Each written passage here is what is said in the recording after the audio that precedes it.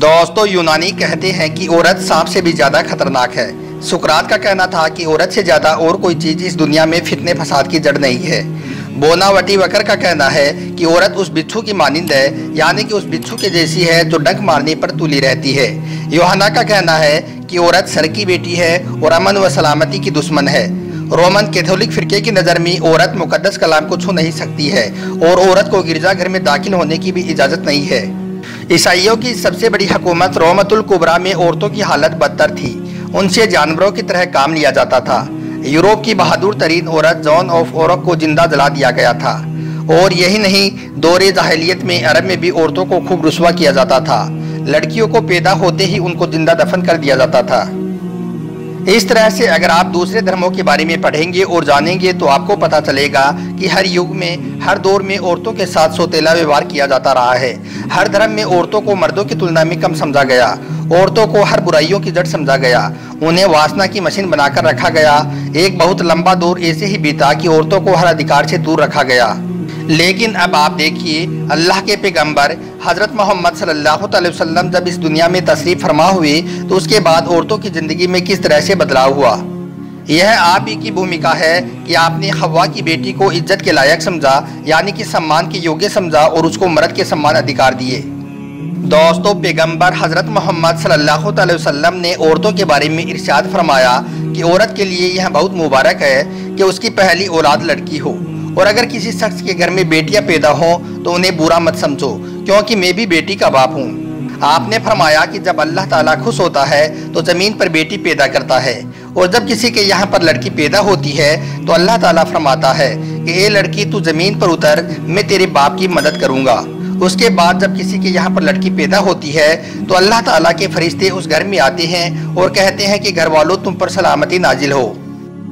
पैगंबर हज़रत मोहम्मद सल्लल्लाहु अलैहि वसल्लम ने बेटियों के हक़ में फरमाया कि जिसके 2 लड़कियां हों और उन्होंने उनकी अच्छी तरह से परवरिश की तो अल्लाह ताला उन लड़कियों को उनके लिए दोज़ख से आड़ बना देगा। इसके अलावा अगर किसी शख्स के 2 बेटियां हो और वह उनके साथ अच्छा बर्ताव करे जब तक कि वो उनके पास रहें तो यह बेटियां उसको जन्नत में दाखिल कराएंगी। इसके अलावा आपने फरमाया कि जिस घर को अल्लाह ताला पसंद करता है, अल्लाह उस घर में बेटी की रहमत भेजता है। बेटियां अल्लाह की तरफ से एक अजीम नियामत है।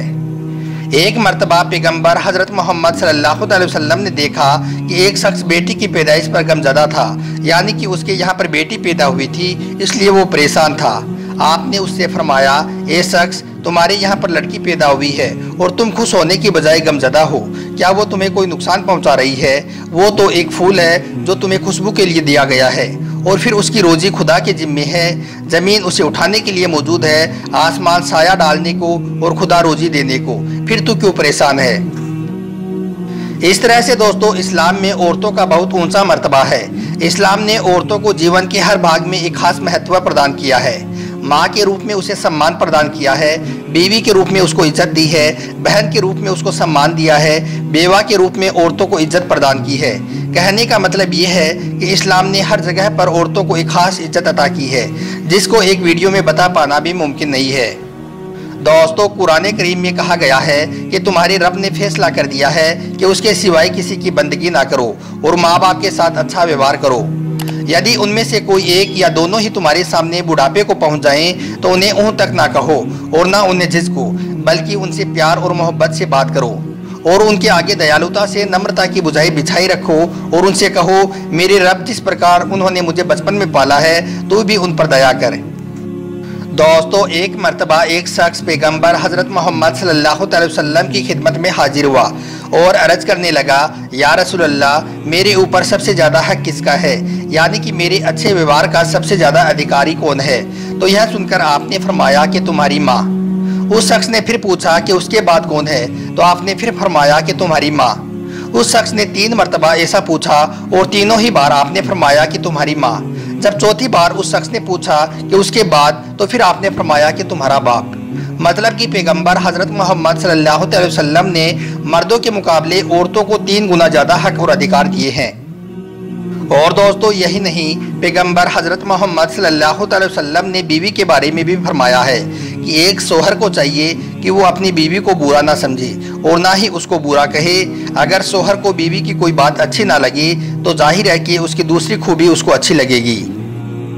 और पैगंबर हज़रत मोहम्मद सल्लल्लाहु अलैहि वसल्लम ने यह भी फरमाया है कि जिसने 2 बेटियों का पालन पोषण किया यहाँ तक कि वह बालिग हो गई और उनका अच्छी जगह पर निकाह करवा दिया तो वह शख्स क़यामत के दिन हमारे साथ होगा। और इसके अलावा आपने यह भी फरमाया कि जिसने बेटियों के लिए इस दुनिया में किसी भी तरह की कोई तकलीफ़ या मुसीबतें झेली और बेटियों के साथ अच्छा बर्ताव किया तो क़यामत के दिन वो बेटियाँ जहन्नम में उसके आगे आड़ बन जाएंगी।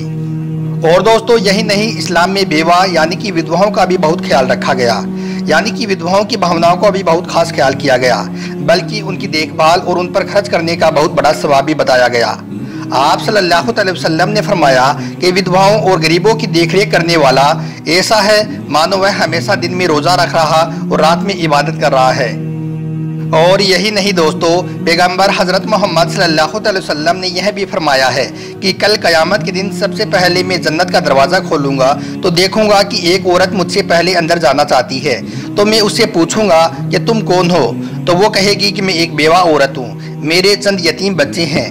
जिस औरत ने अपनी रब की इताअत की यानी कि फरमाबरदारी की और शोहर का हक अदा किया और उसकी खूबियाँ बयान करती रही, उसके जान और माल में खयानत नहीं करती थी, तो जन्नत में ऐसी औरत और शहीद का दर्जा एक होगा। और अल्लाह के पैगंबर हज़रत मोहम्मद सल्लल्लाहु अलैहि वसल्लम ने इरशाद फरमाया कि जो औरत मर्तबा और खूबसूरत होने के बावजूद भी अपने यतीम बच्चों की तरबियत और परवरिश की खातिर निकाह ना करे तो वो औरत क़यामत के दिन मेरे करीब 2 अंगुलियों के बराबर होगी। जिस औरत ने निकाह किया, फ़र्ज अदा किए और गुनाहों से बचती रही, उसको नफली इबादत का सवाब, शोहर की खिदमत, औलाद की परवरिश, खानादारी करने से मिलेगा। जब औरत हामिला यानी कि प्रेग्नेंट होती है तो उसे अल्लाह के रास्ते में रोज़ा, जिहाद और रात को इबादत करने वाली औरत के बराबर सवाब मिलता है। दोस्तों आपको हमारा यह वीडियो ज़रा भी अच्छा लगा हो और आपका दिल खुश हुआ हो तो आप इस वीडियो को दिल से एक लाइक कर दें। और अगर आपको हुजूर सल्लल्लाहु अलैहि वसल्लम से सच्ची मोहब्बत है तो आप कमेंट बॉक्स में सुभान अल्लाह लिखकर अपने दोस्तों में शेयर भी कर दें ताकि और भी लोगों तक इतनी खूबसूरत जानकारी पहुँच जाए। आपका वीडियो देखने के लिए बहुत बहुत शुक्रिया। तो चलिए दोस्तों मिलते हैं कल एक नई वीडियो के साथ। खुदा हाफिज़।